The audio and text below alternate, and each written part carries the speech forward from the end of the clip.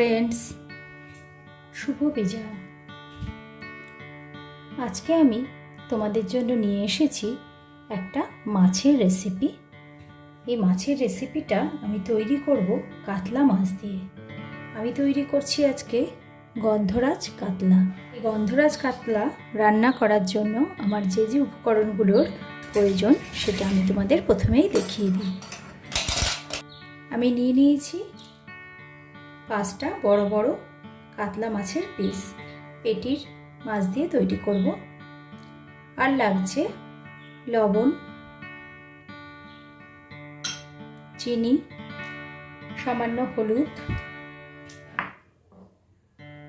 এখানে 1 চামচ কালো সর্ষে নিয়েছি, 4 টেবিল স্পুন পোস্ত, আদা, কাঁচা লঙ্কা, এটা আমি পেস্ট বানিয়ে নেব, টক দই, আর এই টক দইয়ের সাথে সর্ষে পোস্তটা মিশিয়ে একটা পেস্ট বানাবো। এই রান্নাটা করতে আমার 2টো পেস্টের প্রয়োজন। একটা হচ্ছে আদা কাঁচা লঙ্কা বাটা আর টক দই দিয়ে সর্ষে পোস্তর পেস্ট। এছাড়া লাগবে যে বিশেষ উপকরণটা, সেটা হলো গন্ধরাজ লেবু। আমি নিয়ে নিয়েছি একটা গন্ধরাজ লেবু, আর এটা হলো সেই গন্ধরাজ লেবুর গাছেরই পাতা, যেটা দিয়ে আমি এই গন্ধরাজ পমফ্রেটটা তৈরি করব। এই মাছগুলোকে আমি খানিকক্ষণ আগে লবণ মাখিয়ে রেখেছি, তাহলে মাছের ভেতর সুন্দর লবণের টেস্টটা ঢুকে যাবে। এবার আমি এতে সামান্য গন্ধরাজ লেবুর রস দিয়ে ম্যারিনেট করে নেব। অপূর্ব সুন্দর গন্ধরাজ লেবুর ফ্লেভার বেরিয়েছে। এর থেকে আমি সামান্য একটু রস এতে মাখিয়ে নেব। এই সামান্য টুকরোটাতেই আমার রান্নাটা হয়ে যাবে। এখানে আমি 1 চামচ মতো লেবুর রস দিলাম। এটা দিয়ে আমি মাছগুলোকে খুব ভালো করে মাখিয়ে দেব, যাতে মাছের মধ্যেও লেবুর গন্ধটা পাওয়া যায়। এটা একটা অসাধারণ রেসিপি। গরম ভাত দিয়ে এই গন্ধরাজ কাতলা খেলে আর কোনো রান্নারই প্রয়োজন লাগবে না। এবার এটাকে আমি মিনিট 10 মতো ম্যারিনেট করে রেখে দিলাম। আর এই সময়ের মধ্যে আমি আদা কাঁচা লঙ্কার একটা পেস্ট আর দই, পোস্ত, সর্ষে দিয়ে আর একটা পেস্ট বানিয়ে নিয়ে ফিরে আসছি। মিনিট 10 হয়ে গেছে। আমি মাছটাকে গন্ধরাজ লেবু দিয়ে ম্যারিনেট করে রেখেছি। কড়াইয়ে দিয়ে দিচ্ছি সর্ষের তেল।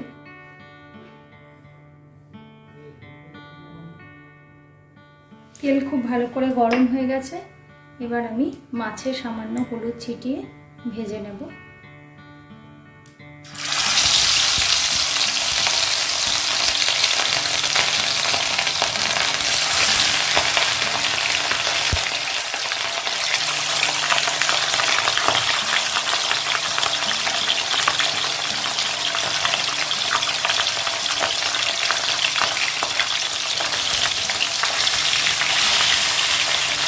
মাছের এক পাশটা ভাজা হয়ে গেছে, এবার আমি উল্টে দেবো। খুব বেশি কড়া করে ভাজবো না।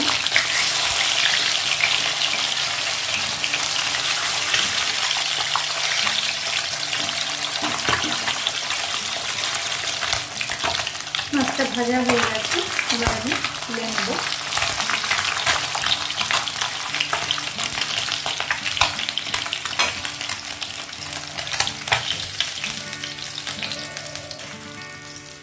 মাছটাও একই রকমভাবে আমি ভেজে নেব। একই রকমভাবে আর একটা মাছ ভেজে তুলে নিলাম। কটা মাছ আমার ভাজা হয়ে গেল। এবার বাকি রান্নাটা করব। এই রান্নাটায় আমি কোনো ফোড়ন ইউজ করব না। দিয়ে দেব আদা কাঁচা লঙ্কা পেস্ট,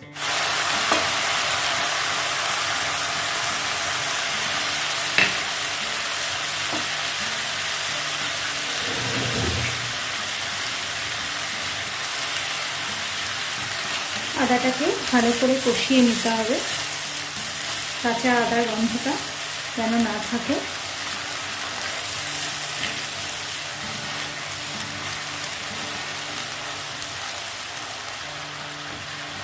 আদাটা কষে যখন তেল বেরিয়ে আসবে, তখন বোঝা যাবে যে আদাটা পুরো কষে গেছে। এতে আমি কোনো শুকনো লঙ্কার গুঁড়ো ইউজ করব না, এটা সম্পূর্ণ কাঁচা লঙ্কাতেই রান্না হবে। আদাটা পুরো কষে গেছে।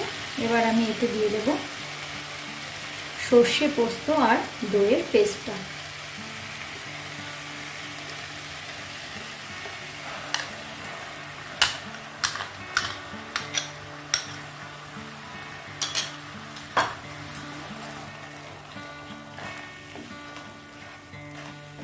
আগেই বলেছি এতে খুব সামান্য হলুদ ইউজ করব, যে হলুদটুকুনি আমার মাছ ভাজার পর ছিল সেটা আমি ব্যবহার করছি।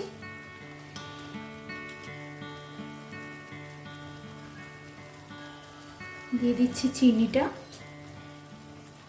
যেহেতু আমি সম্পূর্ণ টক দই ব্যবহার করেছি সেজন্য চিনি দিয়ে দিলাম সামান্য। আর দেব পরিমাণ মতো লবণ, মোটামুটি 1 চামচ মতো লবণ আমি এতে দিচ্ছি। প্রয়োজন লাগলে টেস্ট করে বাকি লবণটা দেবে। আর এই সমস্ত উপকরণগুলোই তোমরা মাছের পরিমাণের উপর নির্ভর করে ব্যবহার করবে।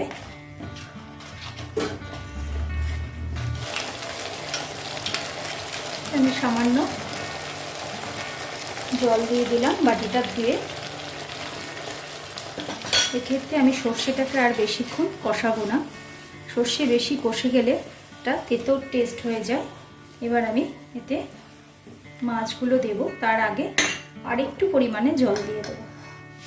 দেখো আরও সামান্য জল দেব, কারণ মাছটা ভালো করে সেদ্ধ হতে হবে, তাতে আমার গ্রেভিটা অনেকটাই শুকিয়ে আসবে।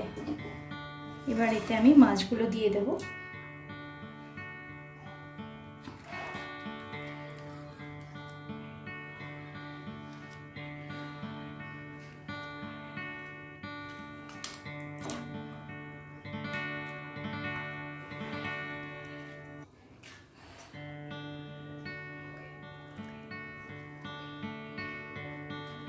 মিনিট 10 জন্য ঢাকা দিয়ে দেব, মাছটা ভালো মতো নরম হওয়ার জন্য। আর গ্যাসের ফ্লেমটা মিডিয়াম লো করে দেব। আশা করি মাছটা সেদ্ধ হয়ে গেছে, দেখা যাক।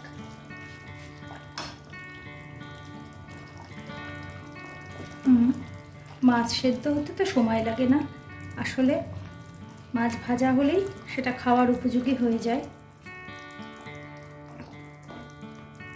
খুব সুন্দর মাছটা কষে তেল বেরিয়ে এসছে। এবার এতে আমি বাকি দুটো উপকরণ দিয়ে দেব, যেটা হলো এই মাছ রান্নার মেন ইনগ্রিডিয়েন্টস। দিয়ে দিচ্ছি দুটো গন্ধরাজ লেবুর পাতা আর 2 চামচ গন্ধরাজ লেবুর রস। আমি যে পরিমাণ গন্ধরাজ লেবু কেটেছিলাম তাতেই আমার পুরো রসটা পাওয়া হয়ে গেছে, যে পরিমাণ আমার এখানে প্রয়োজন।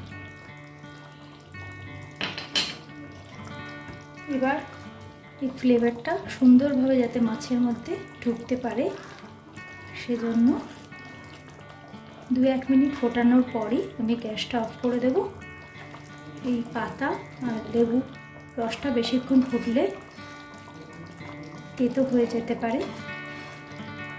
সুন্দর ফ্লেভারটা থাকার জন্য আমি গ্যাসটা অফ করে দিলাম এবং এটা ঢাকা দিয়ে মিনিট 5 বাদে এটা পরিবেশন করে দেব। আর একটা জিনিসের প্রয়োজন, সেটা হলো একটু টেস্ট করে নেওয়া নুন মিষ্টিটা।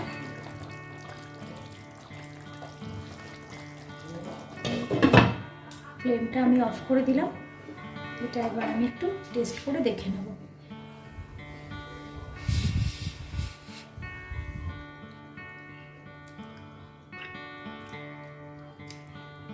Just amazing.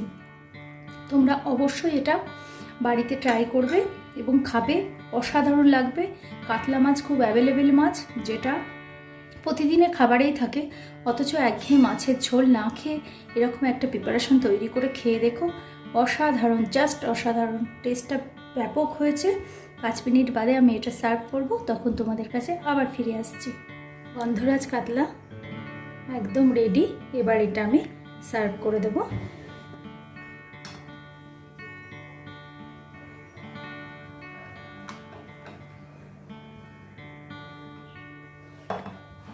এত অসাধারণ একটা ফ্লেভার আসছে।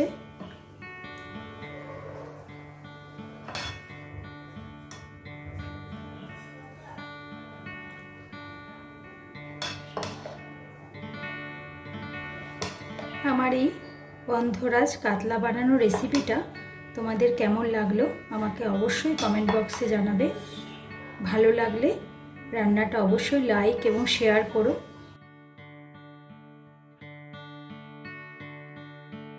ভালো লাগলে আমার চ্যানেলটা অবশ্যই সাবস্ক্রাইব করো আর নতুন নতুন রান্নার নোটিফিকেশন পাওয়ার জন্য বেল আইকনটা প্রেস করে দিও।